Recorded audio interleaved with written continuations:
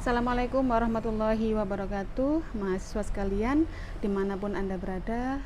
Saya berdoa mudah-mudahan kita semua selalu dalam lindungan Allah Subhanahu wa Ta'ala, dan Allah segera mengangkat pandemi COVID-19 ini sehingga kita bisa kuliah seperti biasanya, ke kampus, kemudian masuk kelas, presentasi dan sebagainya.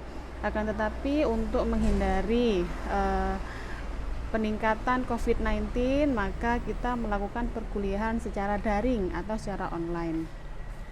Dalam video kali ini saya hendak menyampaikan suatu pengantar atau perkenalan terhadap mata kuliah ilmu perundang-undangan.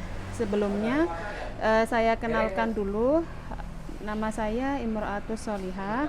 Saya adalah dosen pengampu mata kuliah ilmu perundang-undangan untuk semester ganjil tahun angkatan atau tahun ajaran 2020-2021. Sebelumnya saya jelaskan dulu terkait dengan materi atau mata kuliah ilmu perundang-undangan. Jadi di program studi Hukum Keluarga Islam FAI UMM, ilmu perundang-undangan bermuatan 2 SKS. Namun begitu, ilmu perundang-undangan dilengkapi juga dengan praktikum. Jadi selain teman-teman kuliah reguler, teman-teman juga harus menempuh praktikum ilmu perundang-undangan. Ini menunjukkan bahwa salah satu mata kuliah yang memberikan skill atau keterampilan lebih kepada mahasiswa dan juga alumni Prodi HKI adalah ilmu perundang-undangan. Mengapa? Karena ilmu perundang-undangan ini salah satu bagian dari ilmu hukum yang memberi keterampilan terkait dengan pemahaman dan pembuatan rancangan undang-undang. Selain rancangan undang-undang juga ada naskah akademik. Mengapa ini penting? Karena banyak sekali lulusan Prodi HKI yang berkecimpung di dunia politik ya. Jadi banyak yang menjadi politikus, anggota DPRD dan sebagainya. Dan salah satu ilmu yang sangat bermanfaat ketika teman-teman menempuh di politik praktis itu adalah ilmu perundang-undangan, karena di sini teman-teman akan diajari bagaimana cara membuat undang-undang, bagaimana apakah itu suatu produk adalah keputusan atau peraturan. Nah, teman-teman akan diajarkan di mata kuliah ini bagaimana membuat naskah akademik dan sebagainya. Selain itu, mata kuliah ini juga berkaitan dengan nanti adalah mata kuliah legal drafting, kemudian hukum acara peradilan agama maupun hukum acara perdata.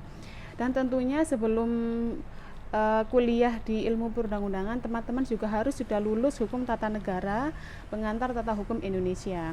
Karena apa? Pengantar tata hukum Indonesia atau PTHI dan hukum tata negara serta pengantar hukum itu adalah mata kuliah dasar untuk teman-teman bisa lebih memahami atau langsung kita fokus pada materi ilmu perundang-undangan.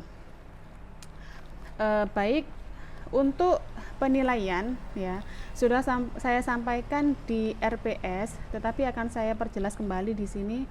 Untuk kehadiran sebanyak 30% dengan toleransi ketidakhadiran selama 1 semester adalah 3 kali. Terus dia bernilai 30%, kemudian tugas-tugas terstruktur yang juga harus dikerjakan bernilai 30%. Setelah itu UTS bernilai 10%, UAS bernilai 20%, dan kemudian prestasi-prestasi tambahan bernilai 10%. Untuk observasi di DPR atau DPRD biasanya ada, tetapi karena situasi pandemi COVID seperti ini, saya akan memberitahukan terkait observasi apakah diadakan atau bagaimana. Itu menyusul, nanti akan kami adakan setelah UTS. Dan kemudian untuk platform pembelajaran kita menggunakan Elmo dan atau juga platform pembelajaran lain yang juga mendukung.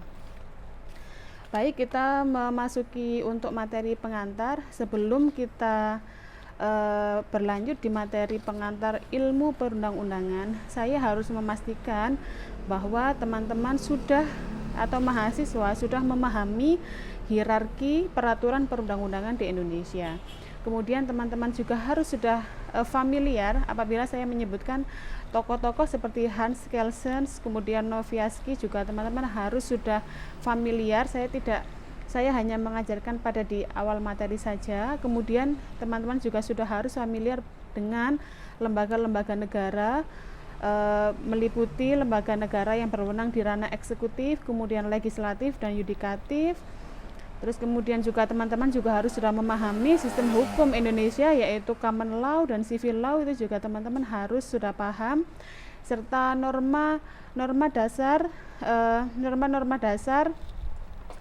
negara Republik Indonesia, dan juga constitutional law atau konstitusi negara Indonesia juga teman-teman sudah harus mengetahui. Jadi saya tidak akan mengulangi mata kuliah tersebut karena mata kuliah tersebut dibutuhkan dalam ilmu perundang-undangan, namun sudah disampaikan di hukum tata negara.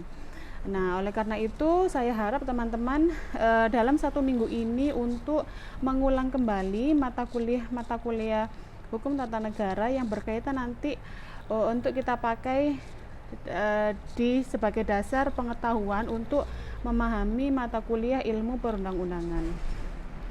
Selanjutnya akan saya beri pretest yang akan saya sampaikan juga di ilmu.umm.ac.id. Seperti ini atau beginilah pengantar yang saya berikan pada video kali ini. Terima kasih. Wassalamualaikum warahmatullahi wabarakatuh.